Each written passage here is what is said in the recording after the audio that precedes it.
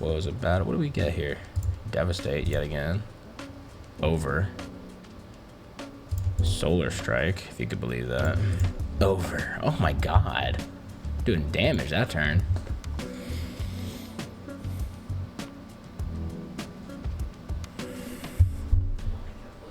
Me too. And mind you, I'm playing them every time I get them. Which means if I die, I'm playing to survive the best this game is allowing me to do. It's almost like they're going to give you enough cards. Or he doesn't like have enough turns to clean them. Ooh, I Frantic. think he has 6, as if they expect you to draw one every turn. Yeah, that's what I'm saying. But you can't do that because you have more cards. This is only an Act 2 boss, which means you have however many cards make sense to have at Act 2 at the end of it. I say that, but then I drew 2 Frantic States. Okay, look, I know it's probably a skill issue, but can you guys just, I don't know, hear me out? So, I love roguelite and roguelike games. There's a difference, but for the purposes of this video, it doesn't matter what the difference is. They're very similar genres. Seriously, I love all manner of games. I was a big fan of Binding of Isaac. Enter the Gungeon is actually one of my favorite games, just period. Hades and Hades 2 I also personally very much enjoyed. Dead Cells, Risk of Rain 1 and 2, Balatro, Darkest Dungeon. I've played a lot of these games, but none exactly like Slay the Spire 2. Now, if you're wondering whether or not that's a good or bad thing, you just don't know who I am.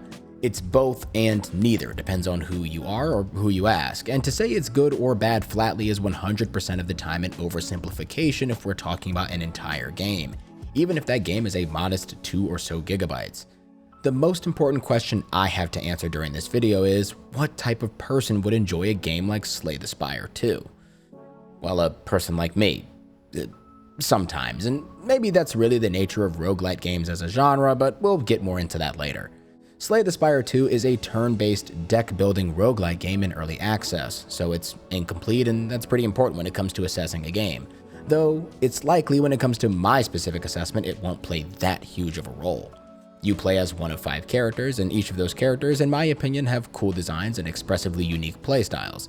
Not only that, the game is actually playable between 4 people, which increases the health pool of the crazy-ass enemies you encounter throughout your playthroughs.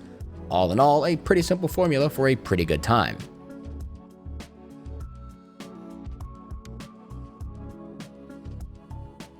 Similarly to almost every single roguelite game I've ever played, the story of Slay the Spire is mostly told through descriptions and bits you can find or unlock.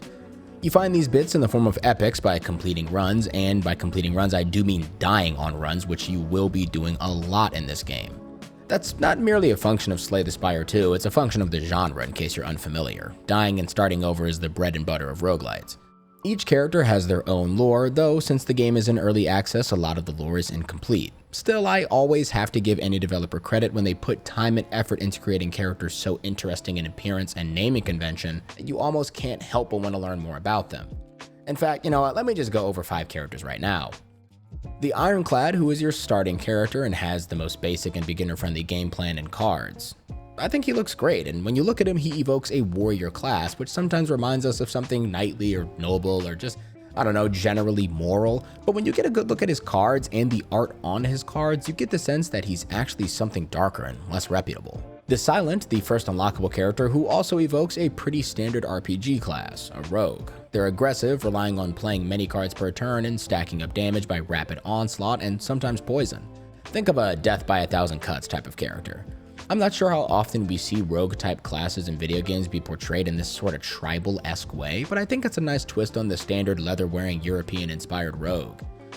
The fact that she can't speak is an extremely interesting aspect of her story and design, and as a player I find myself at least wondering why she is that way or whether or not it's a cultural thing, or whatever have you. Next, the Regent, my personal favorite to look at and play because, well, what is he? He's carried by his little starry henchman, though some cards suggest he doesn't need to really sit anywhere, being a cosmic entity and all. His arrogance is dripping from his design and tends to drip from his lore too. The Regent is one of the 2 characters in the game that doesn't seem to neatly fit into the standard RPG character archetype, which is more of a neutral observation than a criticism. If anything, the Regent is a reminder that whatever is happening with the Spire is something that even the outer cosmos is concerned with. After this, we have a wonderful character named the Necrobinder. I doubt I need to explain to you what RPG class she neatly fits into, but honestly, I really appreciate that she's completely skeletal.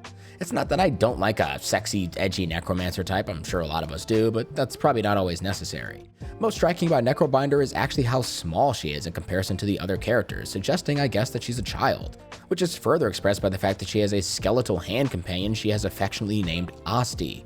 Something about a powerful youngin in the ring fighting all manner of eldritch horrors with her empowering pet hand is just fun to me, and I just gotta know why she's there. I know I'm not giving you these big story points for these characters, but again, it's cool to see a story that can be told merely by the art alone, and don't worry, we'll get more into the art. Finally, the fifth character is a broken automaton named the Defect. As you venture through the Spire, it's clear the time period the game is trying to pull from is no time period at all. I mean, you'll see slimes, statues with weapons, knights, as though the game is entirely high fantasy, but sometimes you'll get a goblin with a minigun or a crab that's been cybernetically modified for some reason, or just straight up drones. The fact that as you play the game, you start to familiarize yourself with what the Spire has to offer, and then the final unlockable character is an entity seemingly born from the Spire, I think is fun lore that I'm excited to read into when it's complete. The Defect is also one of those characters that maybe doesn't fit super neatly into an archetype, though maybe you can call them a wizard since their gimmick is elemental usage. Again though, you're probably not playing Slay the Spire 2 to get a rich narrative-driven experience, but if you want to read into it, there is something there, even if it's not the reason a lot of people are probably playing the game.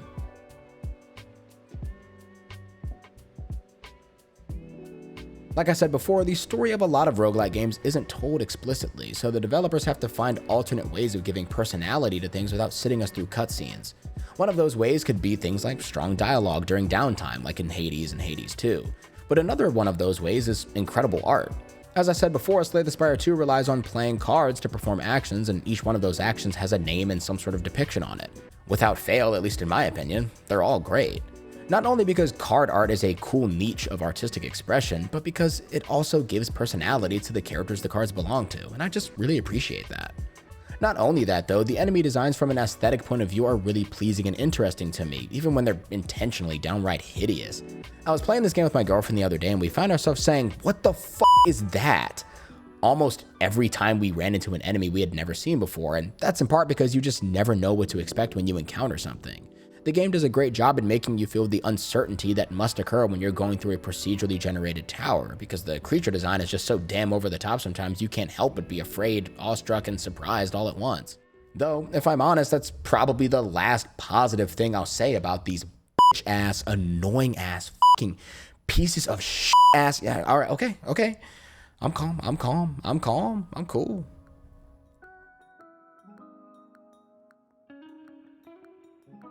In my first Fudge the Numbers review for Monster Hunter Wilds, I warned my audience that this aspect of the video would be the longest part, but I realized considering the type of gamer I am, it's likely these will always be the longest parts of my Fudge the Numbers reviews.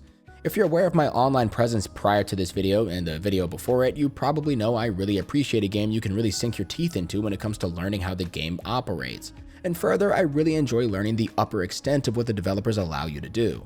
With that said, Slay the Spire 2 is actually a pretty complex game because the cards you can get in your deck can have some pretty insane, fun, and even innovative synergies and playstyles. And learning how to throw them all together feels really good and satisfying. Before we really get into it, let me do a deeper overview of how this game works. In Slay the Spire 2, you pick a character and start out with a deck of cards. Within those cards, all characters get a certain amount of strike cards, which are basic attacks that do a set amount of damage. All characters also get a certain amount of defend cards, which, when used, put a value on your health bar called block. When an enemy attacks you, for the most part, they'll do damage to your block before they get to your health. Then, each character is given a few cards that are specific to their archetype. For instance, Ironclad gets Bash, Silent gets Survivor and Neutralize, Defect gets Zap and Dual Cast, etc. Every turn you start off with 3 energy, and if you don't have cards, relics, buffs, or debuffs that affect this, you will draw 5 cards at the start of your turn. While at the end of that turn, the cards you did not use will return to your discard or draw pile. Cards will cost certain amounts of energy to play, so your turn does not have to end with just one card. You can play as many cards as your resources allow before your turn ends. You don't have to use all your energy per turn, and when your turn ends, you regain your energy. And honestly, I love turn-based games like this, at least for me personally, where you can perform multiple actions per turn. It just tends to be more fun for me, but that's coming from someone who doesn't inherently prefer their RPGs turn-based. When you enter the Spire, you're provided with a map, and that map has certain paths you must travel to get to the end of the act, so you literally have to plan your route to increase your odds of survival. Another aspect I think is pretty cool. What's also nice about this map design is that it truly feels random, and you often find yourself having to do a lot of non-formulaic risk assessment when choosing where to go. Sometimes it's an easy assessment to make, but other times not really. It just depends on how lucky or unlucky you get and what your priorities are. The map comes with its own key, so you know what the symbols mean, and you can even draw on the map, which I personally think is an excellent touch. And yes, it's an actually valuable feature because visual representations of things can be useful to people. As it stands right now, I have quite literally not a single issue with the game insofar as what I presently described to you, so where did this come from? But you can't do that because you have more cards. This is only an Act 2 boss, which means you have however many cards make sense to Well, it, probably came from a few places, but in part, it came from the nature of a roguelike game such as this one also being dependent on collecting and drawing cards in tandem with how harder enemies function and how progression throughout your run works. Like I said before at the beginning of the video, I'm not new to the roguelite scene, so I have somewhat of an understanding of what makes the genre enjoyable to certain consumers such as myself.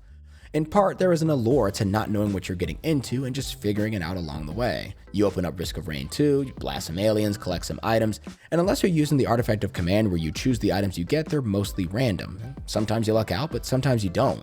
The thing about not lucking out in most of the roguelites I've played is that it can only make your run harder than it would have been as opposed to impossible. This is actually my biggest mechanical gripe with Slay the Spire 2's entire design. There's more luck involved in any roguelike game than a game, say, like Elden Ring, but even still, there are usually ways to circumvent or at least ease an unlucky uphill climb with being good at the game.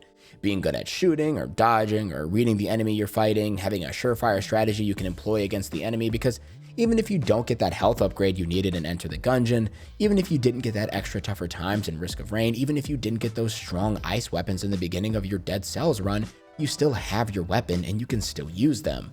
You understand what I'm getting at now? In a game where you are entirely reliant on what randomly falls into your hand and what randomly appears in the new cards you get to choose to place into your deck, sometimes it doesn't matter how well you played your hand before or how well you think you built your deck. Further, the harder enemies get, the more they seem to abuse that aspect of the game. In fact, I may argue that that's actually the primary mechanism by which difficulty of encounters is scaled in Slay the Spire 2 as you progress. How many impossible situations can an enemy put you in before you throw your hands up and are simply forced to lose? I want to give an example of this because if you don't play the game, this all just sounds like complaining in theory to you. At the end of Act 2, you have a chance of encountering a boss called the The first time I fought the I probably lost in the same way many people lose to him, being eaten alive. Still, I was actually really into his mechanical depth at first. So, the Insatiable is a giant man-eating worm, and what makes him boss tier other than the fact that he does a lot of damage and has a lot of health is this status he has on him right here, Sandpit. At the start of the Insatiable's first turn and during some of his turns after, he gives you a bunch of cards called Frantic Escape, which cost 1 energy and increase in cost if you use one.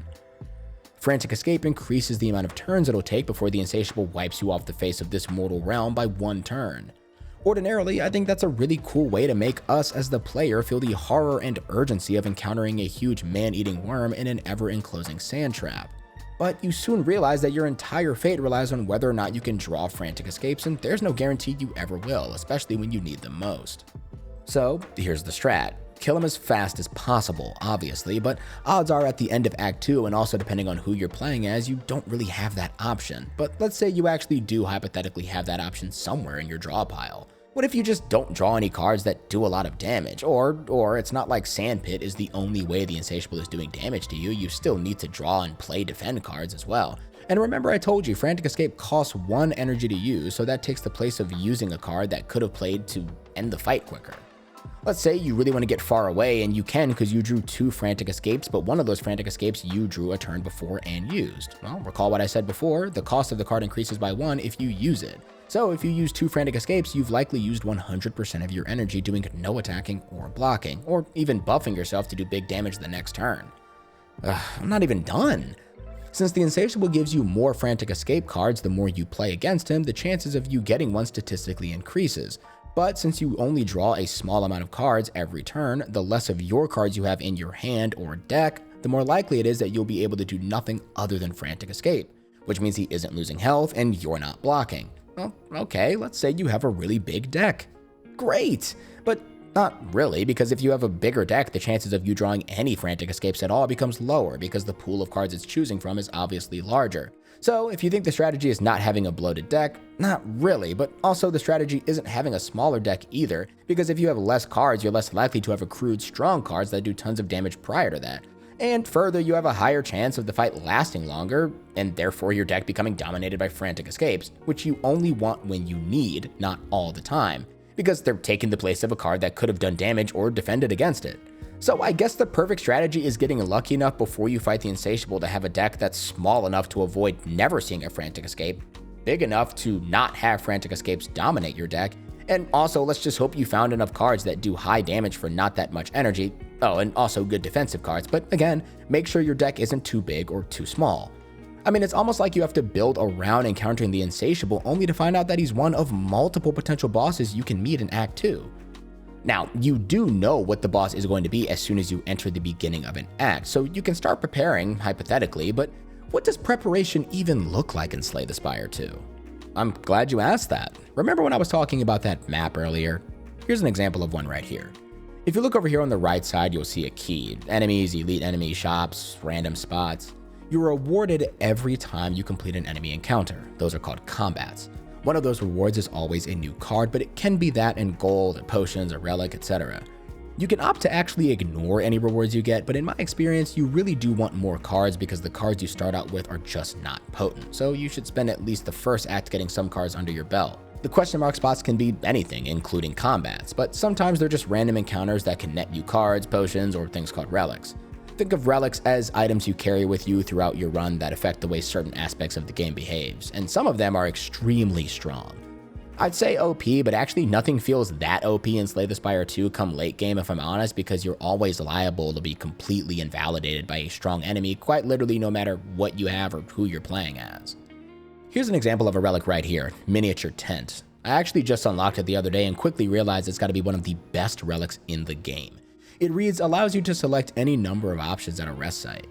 Rest sites are little campfires here, and ordinarily you can choose between healing, upgrading a card, or mending if you're playing multiplayer, which is healing your ally. Once you've chosen one, you're done, so you either empower yourself or help yourself live longer, but not both. I know, this game sounds hella punishing, huh? But Miniature Tent rectifies at least some of that punishment by allowing you to choose all of the options, so relics are important and you should be picking them up. Not only can they be found at shops, this little money bag here, they can also be acquired from NPCs called Ancients. Other than the fact that Ancients tie pretty deeply into the lore of the game, they are truly God's gift to you as the player, and they can empower you a lot with their divine strength. So as you're playing the game and building your deck, there's just a tremendous amount of things to take into consideration, and that amount of variance tends to be welcome in roguelites. I know earlier I mentioned potions too. Wait, what was I originally even talking about?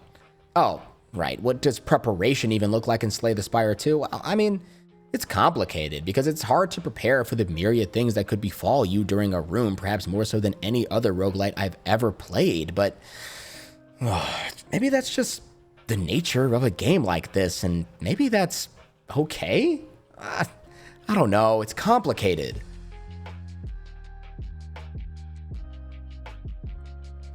I feel like I have a lot of criticisms for this game actually, but I find myself wondering how much of it is because I get easily annoyed when things are left to chance. If you recall in the beginning of the video, I mentioned that I really like roguelites, and I really do, but I don't really play deck builders. In fact, I've really only ever played Balatro, Slay the Spire 2, and Inscription a few years ago. Damn, I still need to finish that game. Point being, I think some of my criticisms could be that this just isn't typically the way I enjoy my roguelites, but even if that's the case, I'ma still give you my criticisms. Other than me thinking it's really annoying to not get the cards you want or need during any particular run, sometimes the balancing of the characters feels a bit out of whack. Characters have cards specific to them, and after each combat, when you're awarded a card, it'll likely be one of your character's cards, though there are ways to get other characters' cards, and there are colorless cards, which are not character specific and quite strong. Now, I don't mean some characters are objectively weaker than others, but it feels like certain characters have a more specific card you absolutely need to give you even a chance of success, whereas other characters have way more ways to be effective. I've been rocking a lot with the Defect recently because I think he's fun, but also I think he's the worst character in the game. I don't even know if that's controversial to say, I'm sorry if it is, but hear me out regardless.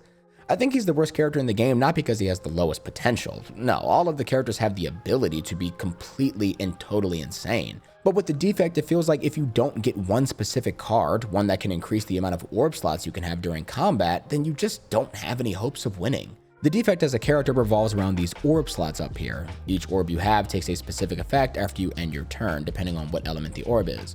For instance, Lightning Orb strikes a random enemy for 3 damage after your turn, and Ice Orb gives you 2 block after your turn. You start with only 3 slots, and there are moves that can increase the amount of slots you get, making the character multitudes more effective. Unfortunately though, you don't start with that card, you can only happen yourself upon it. I've gone through entire runs without getting a single card that increases my orb slots, in fact, multiple, and it felt like such a drastic uphill climb that just turned sour on me. And that seems to happen more with the defect than literally any other character in the game, because I don't think any other character is so bottlenecked by one aspect of their design. So when I say the defect is the weakest, I more so mean he seems to have the most specific win conditions, whereas the other characters have more diverse win conditions, and I just think that's really unfortunate.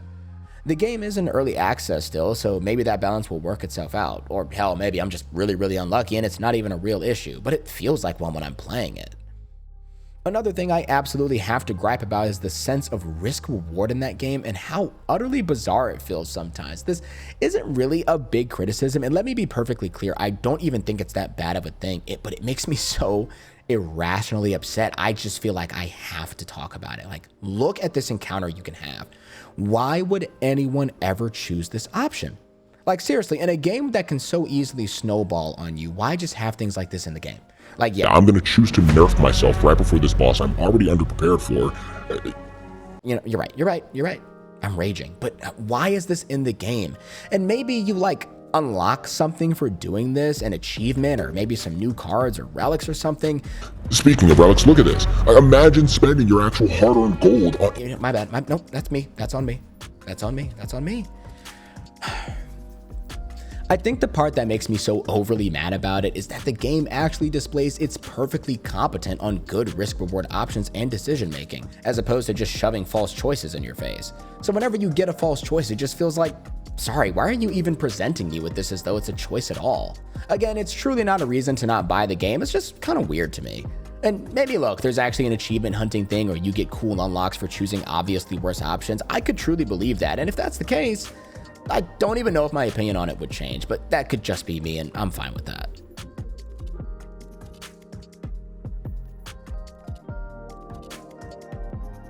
I think in many ways, Slay the Spire 2 is a perfect game for this format of game review, because there are just some parts of this game that feel really bad to me, and other parts that I can't help but be compelled by and want more of. When I was thinking of this video and writing this script, I wanted to say I didn't like the game and that it just felt so bad to play sometimes, but then I realized something. Isn't that all card games? Sometimes you just don't get the hand you want, and sometimes you really needed that hand to win. Sometimes you get into that rough spot and you wonder how many hands before this final hand you could have played better to avoid where you are right now, and maybe that's just the nature of deck builders to some extent. Even with my, I don't know, complicated relationship with the game, I always came back to it, and I think that means something. Whether it was the searching for synergies, coming up with insane builds, or seeing more of that card art, or maybe trying to figure out why in God's good name I would ever choose option B over option A, the game had something that kept me wanting more. So if you like games that allow you to experiment with a huge amount of playstyles per character in a turn-based format, Slay the Spire 2 is definitely your game. If you enjoy interesting and very challenging enemy encounters you have to strategize around, Slay the Spire 2 has this in spades. If you enjoy an effortful, robust, and rather complex system of combat insofar as card effects are concerned, I think one of the things that kept bringing me back the most was just how crazy a deck I could build. If you enjoy a game you have a lot of control over insofar as outcome is concerned, maybe this game isn't for you. If you find yourself very frustrated by games in which dying is an inherent part of the experience, and you'll certainly be doing that a lot, maybe get a good hold of your patience before picking this one up. All in all, for all its faults, or at least frustrations, Slay the Spire 2 is a strong, compelling deck-building roguelike game that favors patience and strategy over boldly rushing into each encounter, and those are certainly games for people, even if they don't always feel like my kind of game. With that said, I hope this helps someone make an informed decision about whether or not they want to pick up the game. Until next time, you heard it here first. F the numbers. Oh, and f the Insatiable too. God, I hate that guy.